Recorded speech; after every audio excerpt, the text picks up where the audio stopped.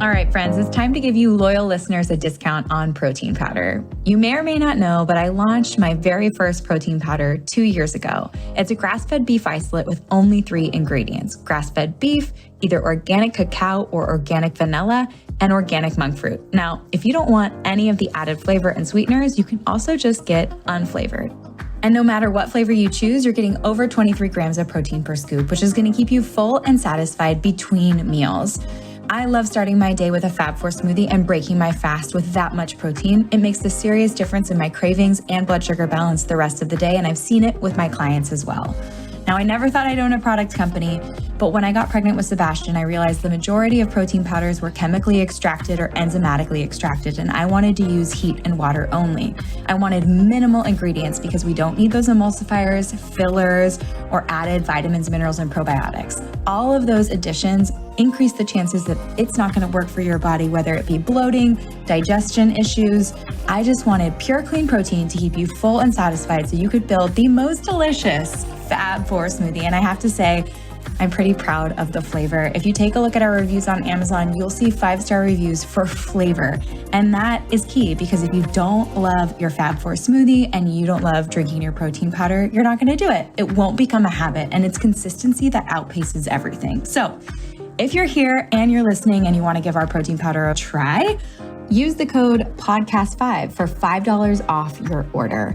And let me know if you love it. My favorite ways to apply this protein powder is in my Fab4 smoothie, making freezer fudge, making chocolate milk, making hot chocolate, and throwing the unflavored into all my kids' baked goods. So let me know how you use it. Let me know if you love it, and share this podcast deal with your friends.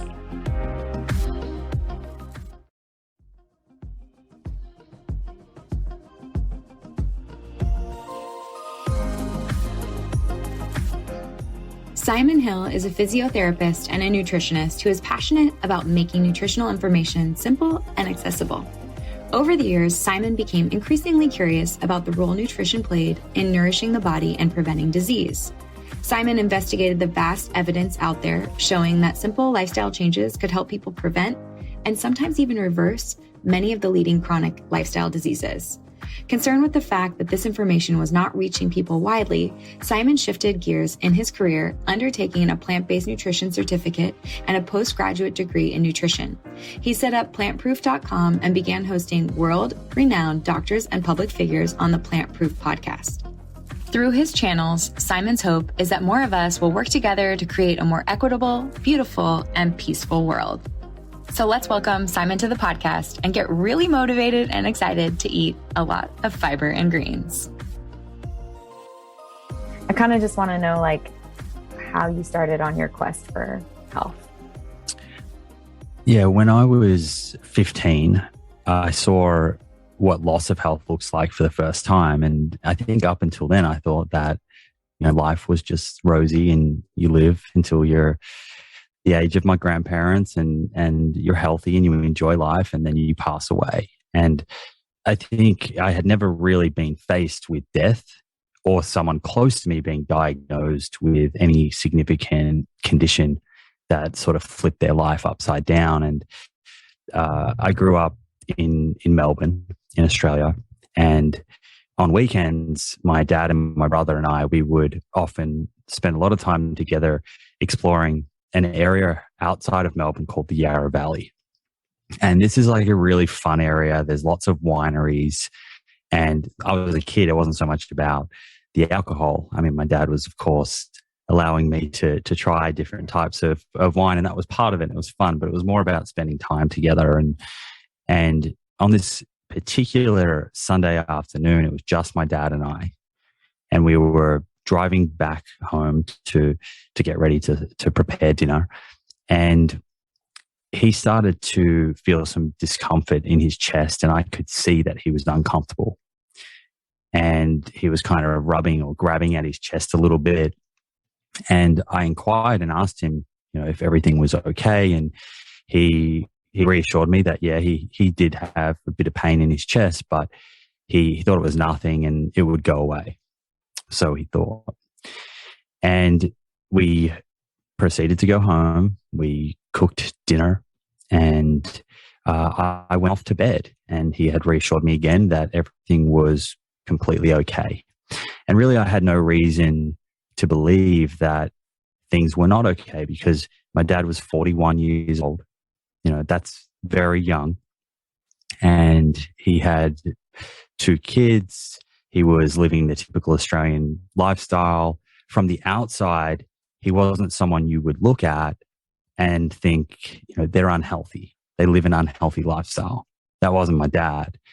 And so this was, something that came from nowhere, out of the blue. And I headed off to bed, and my parents were divorced when I was about 10 or 12. So I was actually at my dad's place, and my brother and my mum were in the city. So it was just me with him on this night. And a little while after, I heard quite a bit of noise in the kitchen, and I went out to see what was happening. And this was the first moment that I think I'd ever seen my dad with fear in his eyes, vulnerable. He was no longer in a position where he could deny what was going on. And, I think this sort of stage of denial, when we're experiencing poor health, is quite common, and, perhaps even more common in males, who tend to put off going and seeing the doctor, and sort of have this mindset of, maybe if I don't think about it, it'll go away. Our physiology sometimes, has its own mind. And so when I went out and I saw him, he had grabbed the phone. And by this stage, he was pale, he was out of breath, and he had called 000, which is the Australian version of 911. And I took over the phone call to help describe what was happening to him to the paramedic. And they said to me, where are you located? And we were out in this wine sort of region, which is a long way away from the nearest hospital. At least it wasn't that time. I'm not sure if they've ever built a hospital since then. And so they said, look, we need to send a helicopter. Is there somewhere that we can land a helicopter on the property? And fortunately there was. It was a very treed, foresty area, but there was enough cleared space behind the house to land a helicopter. And so they said, well, we're going to send a helicopter. We need to get your dad to the nearest hospital ASAP. And the helicopter arrived so quickly, and they came in with a stretcher and scooped my dad up off the ground. They attached oxygen and, lots of different cords and cables, and measuring vital signs and whatnot. I didn't really know what was happening at the time, but now I'm sure that's what they were doing. And they were, checking if he was stable, and that was happening at 1,000,000 miles an hour. So it wasn't a time for really discussion about what was going on. It was just a very frantic period. I was 15. It was coming out of nowhere, hours before we were having a great day like we always had. And so it was very frightening. And they took him to the helicopter. I couldn't fit. They said, you can follow by ambulance. And before I knew it, my dad was in the helicopter and on the way to the hospital. And I called my mom and my brother and said, this is what's happening. You better come to the hospital. And we got there, and we waited and waited and waited. And the doctor came out and said to us, your dad has had a serious heart attack. And fortunately, we saved his life. And he's very lucky. A lot of people that experience this are not so lucky, and they don't get a second chance at life. So we were very, very grateful, still very shocked that at 41, my dad, who was not taking any medications, he was not reliant on the healthcare system, that he, of all people, would experience this. It didn't make sense. And so the next day we had a bit of a family debrief, and the cardiologist sort of sat us down and said, here's what's happened. Here's your dad's prognosis. He will be on some medications for cholesterol and blood pressure and things for the rest of his life. And I've taken your dad's history, and his father, so my grandfather, had also had a heart attack. And his advice to my brother and I was that as you become adults, and I was 15 and my brother was 18, you should be aware of this and be screened. And that is good advice, but it's where the conversation ended, unfortunately. And so from there, for many years, my brother and I had a very limiting belief that, my dad's experience was, by and large explained by genetics, or that's what we thought. And so, fast forward over a decade later and having done a master's in nutrition science and got my head a little more around the data that we have, I was able to flip that narrative and see that, what, we do have genetic predispositions. That's right. But really, except for very rare genetic variants, mutations, where someone is very, very unlucky and no matter how they live, that disease comes to fruition. Except for that, by and large, these chronic diseases that we have normalized in our societies, like having a heart attack at a young age or various types of cancers, not all, but a lot of them, type 2 diabetes, Alzheimer's, dementia, by and large, these are running in our families, not necessarily just due to our genetics, but because as a family, we're living the same way. Mm-hmm. And when I was able to really make sense of that, you feel the shift from a state of being disempowered to a very empowering state where you feel in control of your health. That's so powerful, just to think about what you went through at such a young age and how it led you on this path. Do you think watching your dad go through what he went through and having that emergency situation, like, literally in your control, you're communicating to the 000 operator that this is what's happening and we need your help, and to be there in the hospital and to have the doctor say, like, you just need to be screened. Do you think that led you on your path to get a master's in nutrition? You think like that was like the tipping point, or like the straw that broke the camel's back that made you curious? Yeah, it definitely had significant impact and ultimately was a driving force behind wanting to understand science, certainly. And initially when I went, because my master's in nutrition science was after I had an undergraduate in the science degree, physiotherapy, my real interest in going back and doing the master's was that I was finding it difficult myself, despite having a basic level of understanding of physiology and biology, to make sense of all of the polarized views out there. And, really I was interested to find out, what are the facts that we can rely on so that I could improve my health and perhaps help those around me, my family and friends. Now, I do think I would have always ended up in the science space. I saw a photo. My dad sent me a photo just a couple of days ago. From as far back as I can remember, I would, come home to piles and piles of scientific papers everywhere around the house. My dad did his PhD originally in Texas in physiology and has gone on to have a 40-year career as a professor in physiology with a specialty, ironically, in looking at risk factors for cardiovascular disease and type 2 diabetes.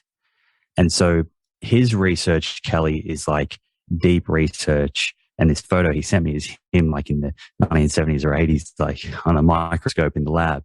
He's looking at sort of, petri dish, looking at human cells and arterial vascular stiffness and arterial function and all that sort of very, very deep science. But because I was surrounded by that from such an early age, always was very curious about science and how we could use science to really test our hypotheses and our intuition in a sort of formal, objective manner to help us reduce some uncertainty and have more confidence in the decisions that we make, the recommendations that we make, in order to really just improve the human experience.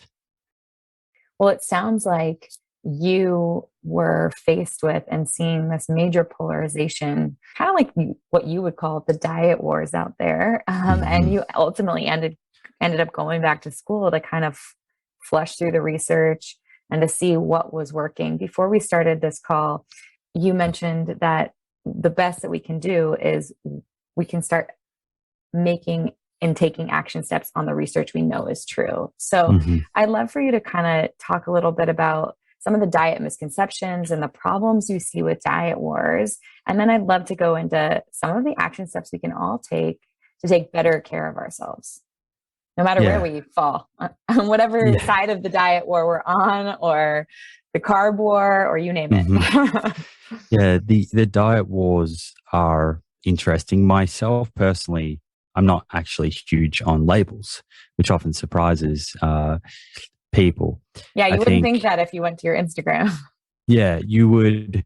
I mean, if science doesn't really care about the labels that we come up with, and if we look at the totality of the evidence, what's clear is that there is not one sort of optimal dietary brand label that we have conjured up.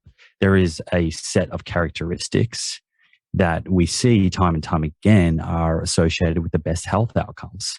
People who have lower risk of having a heart attack or a stroke, or less risk of developing fatty liver disease or type 2 diabetes or Alzheimer's dementia. And these dietary patterns, I should say, are characterized by a few sort of commonalities. They're low in saturated fat.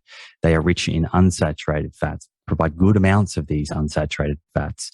They tend to be, low in the ultra processed foods. They contain good amounts of fiber, and they do contain good amounts of plant protein in there. Now, the interesting thing about what I just described is that can be done in a number of different ways. There are a lot of different variations of that, which people can choose based on what feels right for them and what they're going to be able to sustain for the longest period of time. Because, neither you or we don't want someone to change the way they're eating just for 2 weeks. This is about finding a variation of what I just described, which could be, and it can be an omnivorous diet. It can be a thoughtfully constructed Mediterranean diet. It could be a pescatarian diet if someone wants. It could be a vegetarian or a plant-exclusive diet, depending on where someone wants to land. But the key point being that finding the overall dietary pattern that leaves you feeling the best and that you can sustain for the longest. And I believe that no matter, which variant someone chooses, as long as it is ticking those boxes, low in saturated fat, providing good amounts of unsaturated fat, it is minimizing ultra processed foods, lots of fiber, and some plant protein in there, then people are going to get really, really good results. So if someone comes to you and they have been a specific lifestyle for a long time and they feel this connection to that community, how do you advise people? Because I know it can be like tribal. You can feel this connection to this group, and it's not really that they're focused on what is maybe the healthiest for them, and they even find it hard to leave that tribe because they've connected so deeply with it. How are you advising your community, and how are you personally checking in with yourself to ensure that how you're eating is really still working for you long term? This is a really good point. And I often explain to people that science is looking at the aggregate, the average, but you're not the average, right? None of us are. So I think, and this is why I really do believe there's a set of characteristics, but after that, there is personalization that's required to leave you feeling at your best. And I just encourage people not to forget that you deserve to feel at your best, and playing around with that theme that I described, variation, to find what's working best for your body is something that I encourage. You're right. You can fall into the trap of perhaps identifying with a certain label, and maybe that can come at the expense of your health if it's so rigid. Now, I would add a caveat to that, that some people are making food choices not just based on their health, and they might be considering planetary health, animal welfare. And so I kind of understand that there might be people listening that perhaps are in that position. And if they're not feeling at their best, I still encourage them to think about the way they're constructing that diet, because you can have a pescatarian, vegetarian, or a vegan diet that's very poorly constructed. And so we need to understand that, particularly the word vegetarian and vegan, that is not synonymous with health. That can be done in a number of different ways. And there are a whole lot of ultra processed foods that tick the boxes as falling under those labels as well. But, generally the position that I come from is more about explaining there are a number of ways to get to optimal health, and letting the person on the other end explore that and find the level of commitment that feels right for them. And I do think you make a great point that we all deserve to feel at our best. So if you're not feeling at your best, then you should be asking questions. You should be exploring that. Definitely.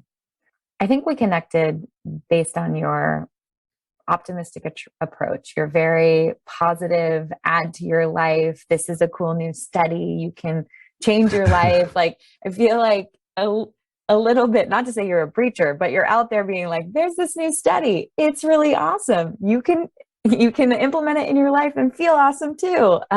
Which I love. Like, I think it's a breath of fresh air, and there are diet wars and there is negativity out there in the health space. And I think you do a really good job of giving people action steps, and these action steps are linked to research, and they're study backed, which I love. So I'd love to go through some of these research backed recommendations that you make. I'd love to talk about fasting and meal timing. I'd love to talk about the new study out of Stanford on fermented foods that I saw you talk about. So let's dip into some of the research around a plant-based diet, because you mentioned, you can be an omnivore, you can be Mediterranean, you can be vegetarian, you can be predominantly plant-based. But what I see when I look at all those diets is that there are plants. There's fiber. Yeah. So can we talk about the why behind that? And that's a great point that you just make, is that actually when we hear this word plant-based, I do think a lot of people think that means plant exclusive. Mm-hmm. However, in the scientific research, and you'll be familiar with this, plant-based is used to describe a Mediterranean diet, which is an omnivorous diet. That diet contains seafood, it contains dairy in there, and it still there's room in there for chicken and red meat, but it's at a sort of more de-emphasized level than, say, a standard Western diet. Now, zooming in on fiber, is that where you wanted to go here? Let's go there first. Okay. My favorite thing. I mean, it's one of my favorite things. I don't know. I think I'm going to tell you everything you already know, and your listeners have probably heard this a bunch. But I think we need to hammer it home though, because I don't know. I mean, even me, when I know the research, being reminded of it, I'm like, okay, I'm going to add a little side salad to that meal, or I'm going to roast up that extra broccoli that's in that drawer in the refrigerator. Or, you're just remotivated. And I feel like with all the information out there, people are being pulled in every direction. They're like, now I'm going to do X, Y, and Z, or keto, or fall over here, and you can kind of get pulled in different directions. And I always love bringing back, like, if your grandma ate it, it's probably great for you. It's plants. Let's make plants sexy right now. Yeah, and you hear eat rainbow. We've heard that for years, and it's such a simplified message, but there's a lot of truth in that. So our understanding of the microbiome has obviously grown immensely over the last decade or so, with rapid progress in terms of technology that's allowed us to actually take a peek inside the large intestine, often called the colon, and to sort of get an idea as to what is going on in there, because there is this wild ecosystem. And in fact, there's 38 trillion microbes in there, which is, a greater number than the number of stars in the Milky Way. It's kind of mind blowing to think about that. If you were to take out all of the bacteria from your colon and you were to weigh it, it's around about the same weight as a standard brick that you'd use to build a house. So think about holding a brick. Like, there's a fair bit of weight in that. And that is equivalent to all of this bacteria that we have a symbiotic relationship with. For a long time, bacteria was painted as the enemy. But, and while there are certain pathogenic bacteria that perhaps we want to minimize, overall, the microbiome is something that sustains us.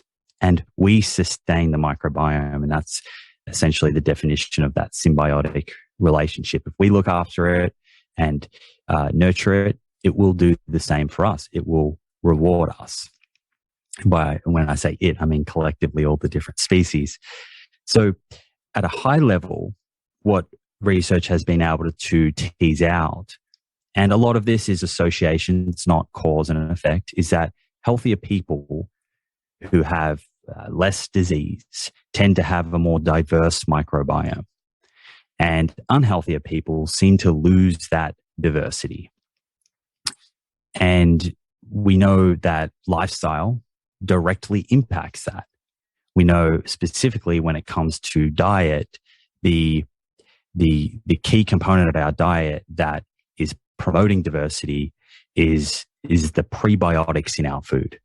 And prebiotics is a term that is often used, and it's a bit of an umbrella term. It actually encompasses really 3, maybe more components, but polyphenols, resistant starch, and prebiotic fiber. These are all different sort of classes of prebiotics that exist in plant foods. And the reason that they're called prebiotics is that most of these escape digestion in the small intestine. So whereas your protein and your fats and your carbohydrates are being absorbed through the small intestine, and we can make use of them and into the blood in various forms and act as fuel for energy and building blocks for protein, these prebiotic compounds pass through the small intestine, and they are instead food for those 38 trillion microbes.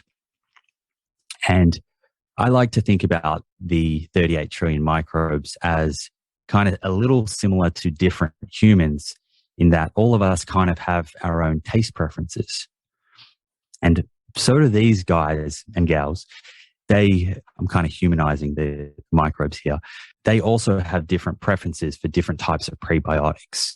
And this is why diversity in our diet, Eat the Rainbow, is really important, because each of those different colors is representing different types of prebiotics, which are then feeding different types of these healthy microbes. And as we keep more of these happier, they proliferate.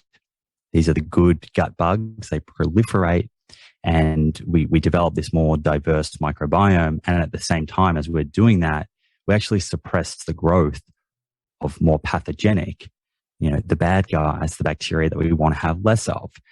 And the downstream benefit of this really kind of begins in the gut, but then it does have systemic effects throughout the body, for our heart and our brain. In the gut, what this is doing, as we're building this diversity and we're keeping all of these microbes happy, they are producing compounds. They're feeding on that prebiotic, and out the other side, they produce these metabolites or compounds like short-chain fatty acids, for example. And I'm sure you've spoken about butyrate before, or acetate. These short-chain fatty acids are very good at reducing inflammation, helping keep the gut lining intact, and the sort of tight junctions nice and healthy. And the net effect of this is stopping the kind of leakage of compounds that can be inflammatory, that could enter our blood system and trigger an immune response. So in short, the take-home point here, and this is only speaking to one part of fiber, because fiber has a whole another side. I'm talking just about prebiotic fiber, is that when you're consuming enough fiber and it's from a diverse range of plants, you keep this microbiome ecosystem healthy, balanced, diverse, and it's rewarding you through the production of these short chain fatty acids. They keep your gut lining intact, and they tend to also drive down inflammation throughout the body. And you mentioned earlier the Stanford study. That could be, that maybe you want to add something to what I just had to say, but we could also talk about the Stanford study here too. Well, I want to go down all the pathways you just opened up there. I want to talk about the other side of fiber. I want to talk about the Stanford study, but I'm already feeling remotivated about eating the rainbow. And I have a few follow-up questions. So it's, gut microbiome and stool testing has become really popular to look at the diversity in the microbiome. And it's interesting because it's like the very beginning of this type of research where people can kind of understand which bugs are the most, you have the largest quantity of, and which ones you have the fewest quantity of. And some of these studies or tests are even drilling down into the types of foods or fibers that feed the bugs that are maybe dying off in your gut. Without kind of going down that path and spending a bunch of money on stool testing and trying to drill down into, adding more apple pectin to your diet, for example, or something like that, how do you ensure you're eating the rainbow and creating diversity in your own personal, eating at meal times, and how do you recommend people do it at home? So a top level is I guess understanding that these components we're talking about are found essentially only in plants, and so you're going to access them from fruits and vegetables, whole grains if you eat them, legumes, nuts, and seeds. And sprouts, I should add to that, which is kind of seeds as well. I always like to add that one in there. I think sprouts are particularly healthy. And so top level is just thinking about your dietary pattern, and do you have the food groups in your diet consistently? Okay. And then we can take a step down from that level and think about the Gut Microbiome Project, which is led by a microbiome researcher, Rob Knight and his team, that they looked at over 10,000 stool samples from people all around the world, lots of Americans, Australians, and they were able to identify that compared to people who consumed less than 10 unique plants a week, those who consumed 30 or more unique plants had that microbiome diversity that you and I are talking about, that we want to build and encourage. So, that can seem a little daunting, or someone might think that 30 is easy. It kind of depends on where they're coming from. It is probably a little harder than I think most people think. And it's actually quite an instructive exercise if someone just wants to get a bit of feedback about how much diversity is in their diet, is across the course of the week, every time you eat a different plant, just write it down. And if you score low, there's nothing wrong with that. It's just something to work from. And you'll find as you get sort of across the second half of the week, it gets much harder because, I can put my hand up. I do tend to fall into the habit of eating the exact same foods. And so this exercise serves as a reminder to try and mix it up more. When you walk into the grocery store, have a look around at the produce section. Maybe there's some stuff that's on sale that you've never tried before and you haven't been introducing, and thinking about, trying that out, finding a fun recipe or way to make it taste good, and introducing that. So having those food groups, thinking about diversity of plants within those food groups. And I think that's kind of my top level recommendations. Now, those kits that you mentioned, this is all very emerging science. So I'm sort of watching it and I'm very open-minded about it. I tend to be very skeptical of brand new shiny objects, and sometimes they're sort of hype outpacing the science. However, in saying that, back to what we were talking about earlier, I do think a level of personalization is needed. And I think that, we have these characteristics, but there are going to be individual responses to certain foods. And so I'm, quite open to tools like this in the future being something that people can lean on, providing they're actually accessible in terms of pricing and whatnot. I don't think that any of the feedback from these tools will say you should do a carnivore diet. I think it's going to be more about just modifying and tweaking things within what we already know is a healthy dietary pattern. Yeah, absolutely. I mean, I think it's kind of interesting, just what's coming out. And I love to be a little bit of a lab rat, but I'm in the same boat as you where I'm like, I don't know necessarily if this is validated in enough people for me to feel like I should change my diet based on it. But I love the accessibility of writing down all the produce that you eat in a week. One of the ways that I diversify what we eat is Sebastian, my 3-year-old, when we get to the ecology center, which is our little farm stand. It's kind of like a farmer's market, but it's always there.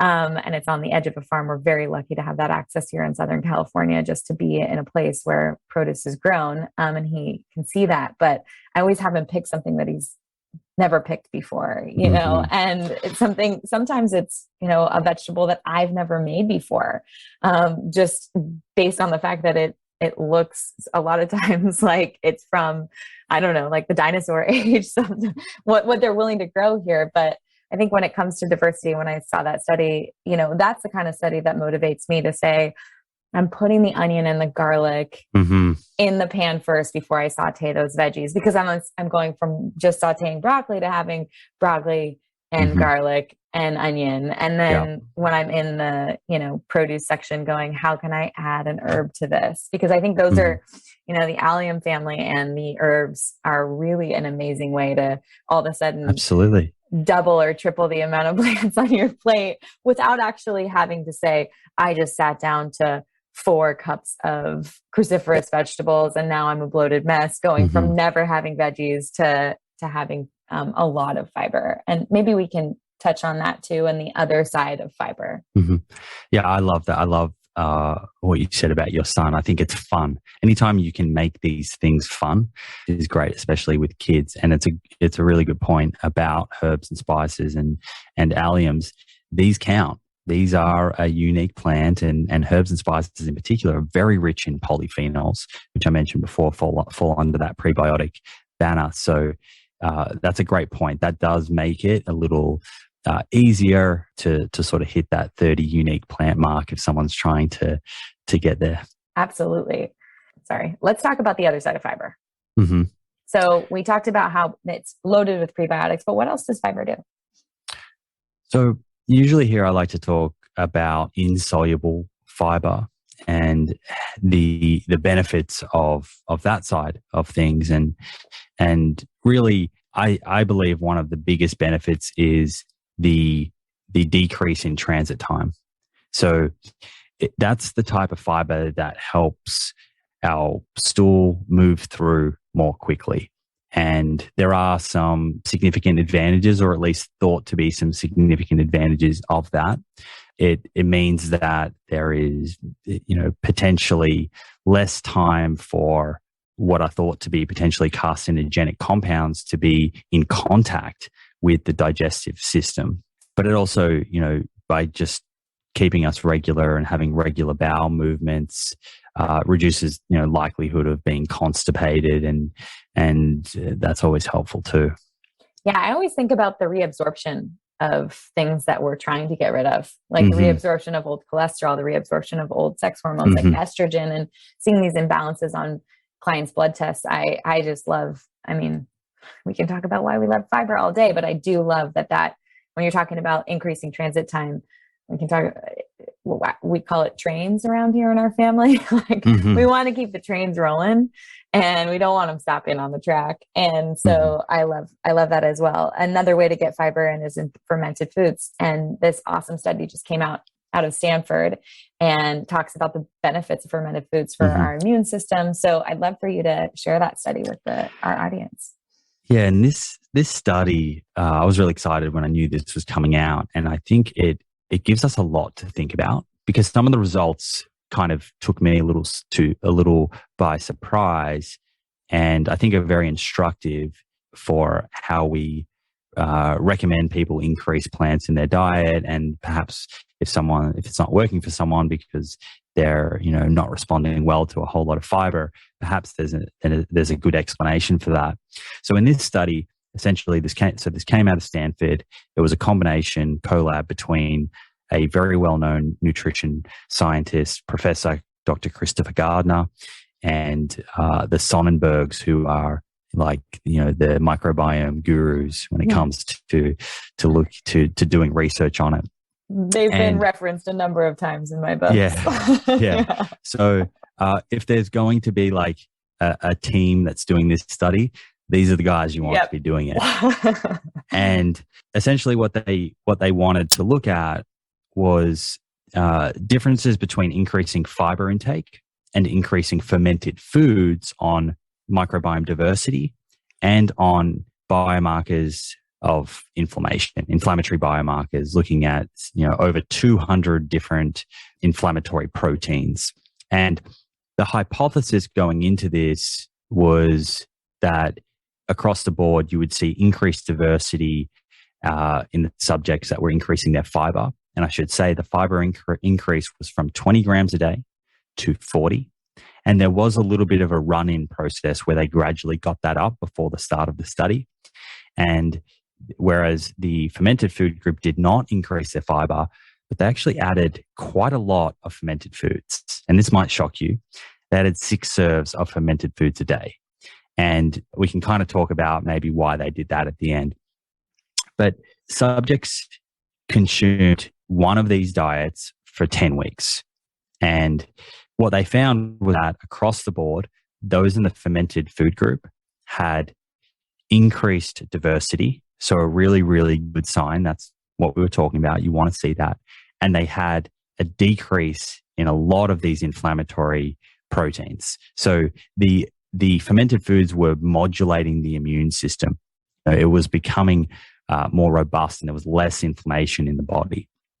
Now, on the flip side, on the fiber side, very interestingly, the response was very personalized. And I find this fascinating because there were certain people who increased their fiber from 20 grams to 40 grams who did see an increase in diversity and a reduction in some of the inflammatory proteins. However, quite a lot of people actually saw there was no increase in the diversity and did not have a reduction in inflammation. And in fact, some of them had an increase in inflammation, right? So the research team was very surprised by that. And they went back and thought, okay, well, why would some people respond well to fiber and others not? Maybe we should look at what their baseline microbiome diversity was. And this did explain it. So if the subject had a healthy, diverse, robust microbiome, maybe someone that had years of eating a healthy diet, getting out in nature, perhaps they didn't have a history of taking a lot of antibiotics, and those people increased their fiber, they did well. They did really well. Whereas someone who had very minimal diversity at baseline, so we could describe that as perhaps a sort of less robust, bit of a weaker gut, they struggled increasing their fiber from 20 to 40 grams. Now, we can do all sorts of kind of thought experiments and kind of hypothesize about what does this mean? Because essentially this is just one single study and that's what it shows. And I'm sure they'll tease out things in future research. But my sort of main points that I've walked away from here are that fermented foods are great. I would have liked to have seen maybe another group only doing 2 or 3 serves of fermented foods as opposed to 6, because this study doesn't show us, would you still get the same benefits from less fermented foods? The researchers think so, but that needs to be tested. And the reason that they did 6 serves is it's a bit of a trick in the way that you design these studies these days. It's very hard to get grant money from the NIH. Mm-hmm. And it's, if they ran this study first off and just looked at 2 serves of fermented foods and the results were a non-significant finding, it'd be very hard to get funding for another study. So what you do is you start with a high number of serves, find a significant finding, and then you go back and you ask for more money and got to blow it out first and work your way back. That's right. It's a little strategy that I know they use. So firstly, fermented foods seem to be really good for us. And I think the takeaway here is, sauerkraut and kimchi, and they did use kombucha. I think if you're going to use kombucha, it's either homemade or a non-pasteurized kombucha with the live probiotics. They also had fermented dairy products in here that have cultures in them, these types of food, and kefir as well. So I think introducing these into our diet is a great thing. I'm not sure whether 6 serves a day is achievable for most people. It's certainly, I can tell you, it's not that achievable for me. But I am working in a few serves, at least wherever I remember. And then I think the other instructive thing from this study is that, maybe not everyone does respond the same way to increasing their fiber. And maybe this personalized response is really interesting to explore, because then we can actually help people better. And, they are going and running another study, and what they're going to do is look at people that have low baseline diversity and see maybe if you add fermented foods in, or a probiotic, before increasing fiber for a period, does that help that person increase their diversity a little bit? And then you increase fiber and they tolerate it better. So there's a little bit more for us to kind of understand here. But, fermented foods are good. If you're adding a lot of plants and fiber and you're not feeling great, I would say back it off and go low and slow. We have this knee-jerk reaction to go very quickly and try to change our diet overnight.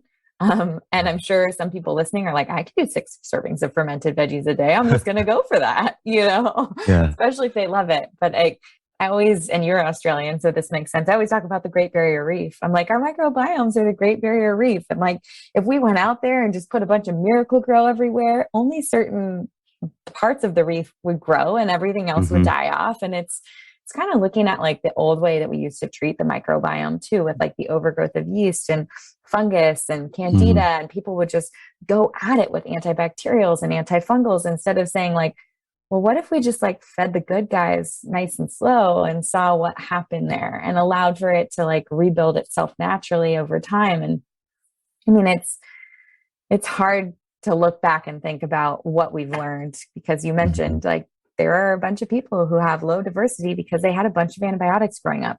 That was me, and that's heartbreaking. Well. That's heartbreaking to look back and be like, anytime I had the sniffles, I was given a Z-Pack or something stronger like a Levaquin or Cipro. Like, oh, it like breaks my heart to think about it now. But low and slow, it's like anything. We have to get consistent, be relentlessly consistent, and work on it. And that's when we see the benefit at low and slow.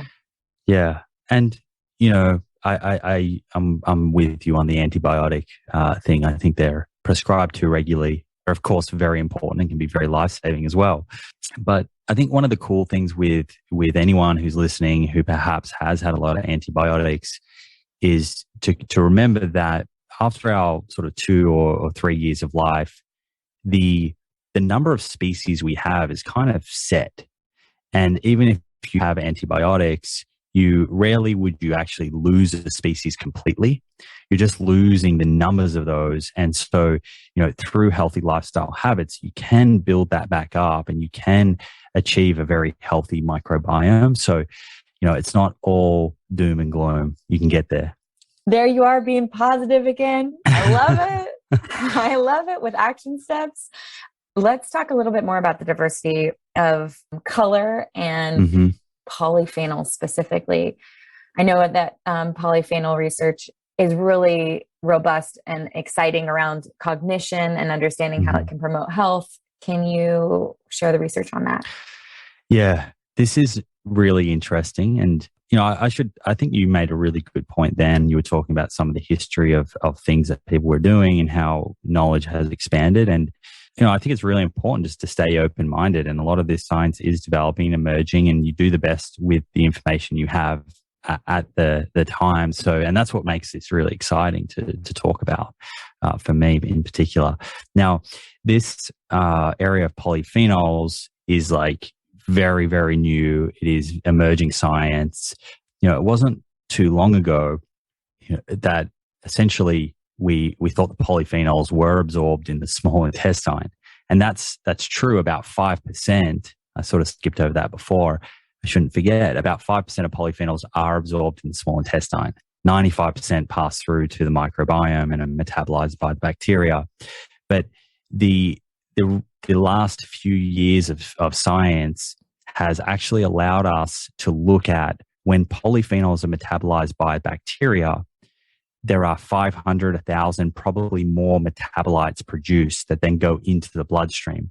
So for a long time, we actually didn't have the technology to even identify those and know that they were there. So we presumed that what was happening to polyphenols is that you consume them, you get a small amount through your small intestine, and we could see that they're in the bloodstream for a couple of hours. Now, here's the crazy thing. The 500 to 1,000 metabolites that are produced are actually in the bloodstream for about 2 days. So when you have a handful or a cup of blueberries, for example, that are very rich in a class of polyphenols called anthocyanins, those anthocyanins are consumed, metabolized by your bacteria in your large intestine, and most of them anyway, and they produce these metabolites that are then in your blood for a couple of days, up to a couple of days, which is, fascinating. And it's believed that these metabolites are responsible for a lot of the kind of downstream effects that other science has been able to tease out following the consumption of certain polyphenol-rich foods like blueberries, for example. And you mentioned cognition. So berries in particular, it's an interesting sort of food group because of all the different sort of fruits that are rich in polyphenols, it's probably the one type of fruit that's had the most research on it. So part of me thinks that berries are amazing, but on the other hand, I think perhaps they've just more researchers looking at them, and you'd also see all these benefits from these other fruits. But from a cognition point of view, large sort of observational studies which show associations, show people that are regularly consuming berries tend to have lower risk of neurodegenerative diseases. And their brains actually perform as if they're younger. And this is when they're looking at elderly populations. And that's really interesting because that sort of speaks to the fact that perhaps, again, this is from observational research, so it's not sort of cause and effect, but perhaps these berries are having some sort of protective effect long-term on our nervous system. And then we have randomized controlled trials. And these are tend to look, much more shorter-term studies looking at cognition in kind of our day-to-day. How do our brains perform following exposure to blueberries, these anthocyanin-rich foods? And there's been a whole heap of studies now in children, in healthy adults, in elderly populations with sort of mild cognitive impairment. And, I don't want to make this out like this is a silver bullet, but the results are very, very promising. We do see enhanced cognition for a number of different domains of cognitive function, not all of them, but certainly, things like recall and accuracy and speed, depending on the study, they do tend to be improved when someone is consuming blueberries or a blueberry powder compared to a placebo. And what's interesting is it seems that there's only a difference between the blueberry smoothie or powder and the placebo when the task is quite challenging. So if it's a very basic task, then the addition of those blueberries doesn't really do too much. But if you're putting your brain under sort of more significant demand, that's where there does seem to be a benefit to having these polyphenols in your circulation.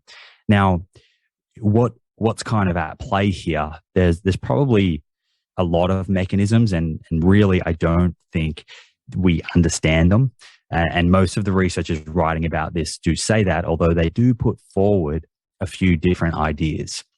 And there's a combination of animal and human studies that have been able to show, for example, following the consumption of anthocyanins, you actually get increased cerebral blood perfusion. So blood flow to the brain increases, and that increases at about the 1 to 3 hour mark, depending on the person, which lines up with these randomized controlled trials showing that people do perform better cognitively. So if you have an exam or an important business meeting that you think is going to be quite strenuous, have some blueberries in the morning or a blueberry smoothie, and based on that science, it will likely help. Now, in terms of, I mentioned before that some of those observational studies are looking more at sort of chronic benefits. There's a few different explanations for this.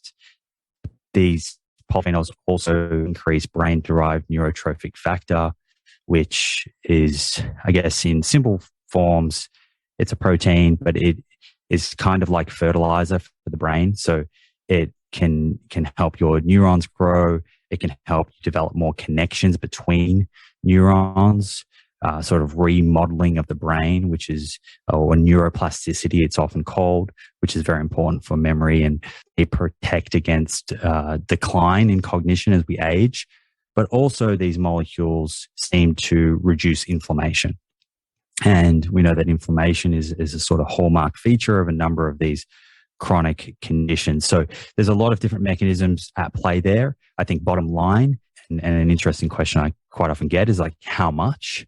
And most of the studies that are looking at these benefits are sort of looking at about that 1 cup mark. So that's probably 2 serves of berries. I think if you can add those to your diet, and remembering this is not about one particular day, it's consistency over time. But I think it's certainly worthwhile.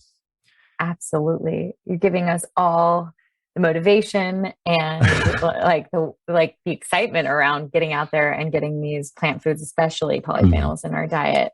I mean, I could talk to you all day. I'm going to be honest. I wish we could, but I'd love to end today's podcast talking about one tip that you tell everyone to do around a mealtime and what you eat. Okay. So this is hard, one tip, because I can talk. Brevity is not my strong suit. One meal that I would recommend people try to have is a daily salad. And we've kind of spoken a bit about brain health here, but there's a whole lot of research showing the benefits of dark leafy greens, nuts and seeds that provide lots of unsaturated fats. And so I love to try and remember to have a daily salad where you have some mixed dark leafy greens. That could be spinach or arugula or kale. Even throw some lettuce in there. Lettuce is good too. And you can put some berries into this. This is a bit of an extra boost. Put some strawberries work well in this, I find. Some avocado, some walnuts. Put some olive oil over the top of that if you use oils. And sometimes I'll mix olive oil with a sort of mustard and some lemon, and that makes a very quick, very nice dressing that you can just run over those dark leafy greens, and it makes them more enjoyable. And I'm all for more enjoyable because that means you're going to eat them more often. And also the fats in that oil are actually going to help you absorb a lot of the vitamins that are in those dark leafy greens. So that's important too. And then on this salad, which is a bit of brain boosting salad and something that I think if you try and have on the daily is just a great way to really improve your overall dietary pattern, you could add some form of protein. So I like to throw in chickpeas. If someone eats seafood, I think a sort of source of fatty fish would be good in here, like salmon. for example, mix it all through together. Quite easy to make and very delicious to enjoy. So that would be my tip on that. And then if I was to throw in one other tip, I think eating mindfully. And this is a big discussion in itself, but we've been talking a lot about microbiome and digestion. And I think a lot of our problems are not necessarily just the food that we're eating, but how we're eating and who we're eating with. And are we distracted by the TV and eating sort of mindlessly and scoffing it down? And we do know that that does directly affect our digestion. And I think everyone listening will have experienced that. If you are just shoveling the food in and you're scrolling on the Instagram, and look, I put my hand up, I'm guilty of this. And every time I do it, I'm like, I really need to take my own advice. But, it's very important to get into that more relaxed state for your digestion to really kick into gear. And so that would be, two of many of my tips. Well, I know what I'm doing. It's only 10 a.m. here, but I know what I'm doing for lunch today. Blown away. Beautiful green leafy salad, with sprouts and walnuts and strawberries. I'm going to make my olive oil mustard dressing. I'm going to load it with some healthy fiber-rich protein. Yep. And fermented foods. Maybe get some kraut on there. Yeah, let's do it. I love it.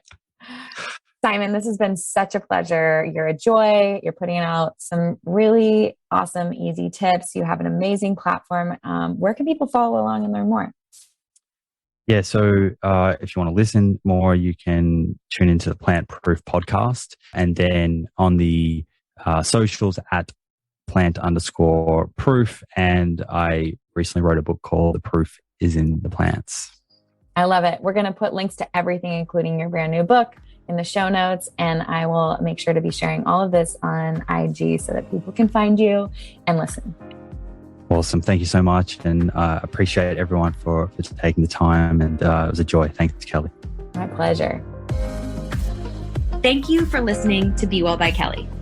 Please subscribe to the show on Apple Podcasts, Spotify, or wherever you listen to podcasts. Learn more at BeWellByKelly.com and follow me on Instagram at BeWellByKelly. I would love if you picked up my books, Body Love and Body Love Every Day. They're sold on Amazon and at all major booksellers.